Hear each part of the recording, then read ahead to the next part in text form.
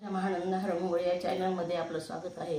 आजच्या व्हिडिओमध्ये कृष्ण परमात्म्याची जन्मकथा आपण बघणार आहोत। वसुदेव देवकीचा विवाह झाला आणि कंसानं आकाशवाणी झालेली आहे, ह्या देवकीचा 8वा पुत्र तुझा काळ आहे म्हणून। आणि कंसानं देवकीला मारून टाकायचं ठरवलं, परंतु वसुदेवाने कंसाला सांगितलं, देवकी तुझा काळ नाही तर देवकीचा 8वा पुत्र तुझा काळ आहे आणि आम्ही झालेली संतान तुला देऊ, देवकीला सोडून दे।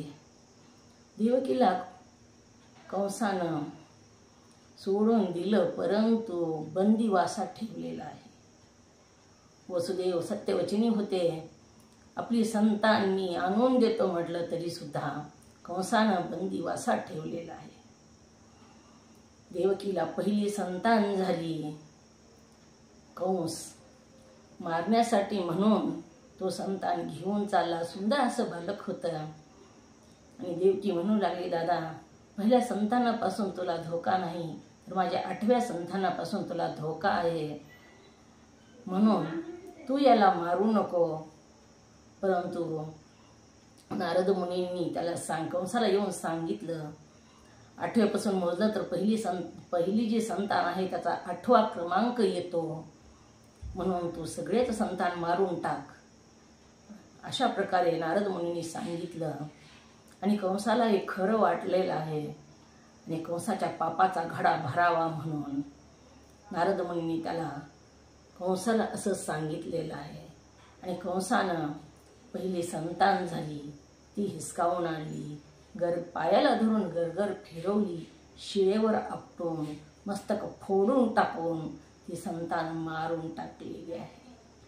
दुसरी ही संतान झाली, कंसानं त्याही मुलाला गोल गोल फिरवून शिळेवर आपटून मारून टाकलं। तिसरी संतान झाली, तिसऱ्याही संतानाला मुलाला मारून टाकलं। चौथी, 5वी, 6वी 6 मुलं देवकीचे शिळेवर आपटून या दुष्ट कंसानं मारून टाकलेले आहेत। 7वा गर्भ मात्र देवकीचा गर्भ रोहिणीच्या गर्भामध्ये गेला आणि शेषनारायणाचा अवतार बलरामाचा जन्म झाला आणि पुन्हा 8वा गर्भ राहिला आणि कृष्ण परमात्मा बंदिवासात अवतरित झाले। जेव्हा कृष्ण परमात्मा जन्माला आले तेव्हा सगळीकडे रिमझिम पाऊस पडू लागलेला होता, मोर आनंदानं नाचू लागले, सगळीकडे आनंदानं कोकिळा गाऊ लागल्या, सगळे देवदेवतांना सुद्धा आनंद झालेला आहे, सगळीकडे आनंदाच्या लहरी उठू लागल्या आणि कृष्ण परमात्मा प्रगट झाले। प्रगट झाल्याबरोबर कृष्ण मोठे झाले, 25 वर्षाचे झाले। तेव्हा देवकी म्हणू लागली, लहान हो बाळा, लहान बाळ हो तू। तेव्हा कृष्ण परमात्म्यानं देवकीला सांगितलं, मला नंद बाबाकडे नेऊन सोडा, असं सांगून कृष्ण परमात्मा लहान बाळ झालेले आहेत। तेव्हा वसुदेव टोपलीमध्ये कृष्ण परमात्म्याला घालवून गोकुळामध्ये वसुदेवाकडे सोडायला निघाले। भक्क प्रकाश पडलेला होता त्या बंदीशाळेमध्ये आणि कृष्णाच्या मायेमुळं तिथं सगळे जे द्वारपाल होते त्यांना झोप लागली, सगळे कुलप आपोआप तुटले, वसुदेवाच्या हातातले हातकड्या आपोआप निघून गेल्या आणि कृष्ण परमात्म्याला घेऊन वसुदेव गोकुळाकडे निघालेले आहेत। रिमझिम पाऊस सुरू आहे, यमुना ओलांडायची होती। यमुनेतून जाताना मधी प्रवेश केला ह्या वसुदेवाने, तर त्या यमुनेचं पाणी हळूहळू वाढू लागलं। कमरे एवढं पाणी होतं ते छातीपर्यंत आलं, छातीपर्यंतचं पाणी पुन्हा गळ्यापर्यंत आलं आणि वसुदेवाच्या तोंडामध्ये पाणी जाऊ लागलेलं आहे। तेव्हा कृष्ण परमात्म्यानं आपला अंगठा त्या टोपलीच्या बाहेर काढला आणि त्या यमुनेमध्ये बुडवला। यमुना जी होती ती कृष्णाचं दर्शन घेण्यासाठी वाढत होती। कृष्णाचा अंगठा बुडाले बरोबर यमुनेनं पाणी लगेच खाली उतरलं आणि रस्ता दिलेला आहे। रिमझिम पाऊस पडू लागलेला होता, म्हणून शेषनागाने आपला फणा कृष्ण परमात्म्यावर धरला. तिथं गोकुळात पोहोचल्यानंतरही तिथलेही नंदराजाच्या राजवाड्याचे सगळे दरवाजे आपोआप उघडले. तिथं यशोदेने एका मुलीला जन्म दिलेला होता. यशोदा बेशुद्धच होत्या आणि वसुदेवानं हा कृष्ण तिथं ठेवला आणि ती मायाशक्ती घेऊन आली.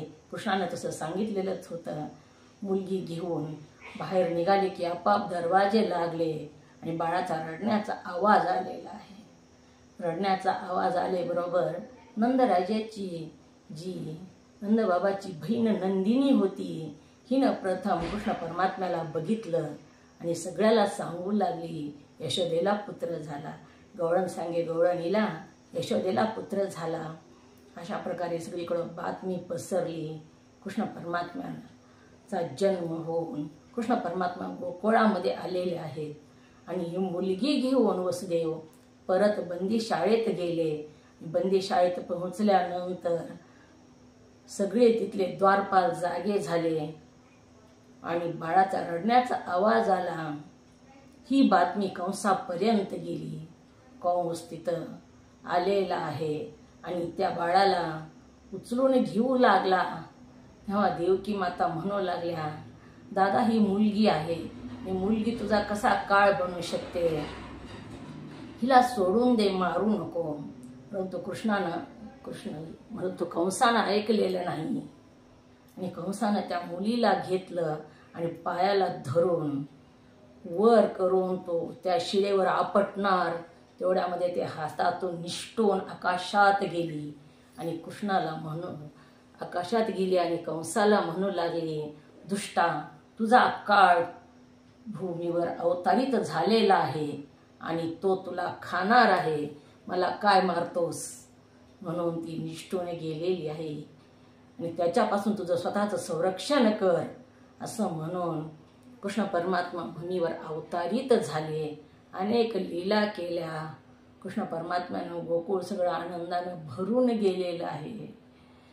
अनेक लीला करून अनेक दुष्टांचा संहार केला, राक्षसांचा संहार केला. पुतना आपल्या स्तनामध्ये विष भरून आली आणि स्तनपान करून तिलाही मारून टाकलेला आहे. अशा प्रकारे कृष्ण परमात्मा भूमीवर अवतरित झाले. माझा जर व्हिडिओ आवडला तर लाईक आणि सबस्क्राईब करा.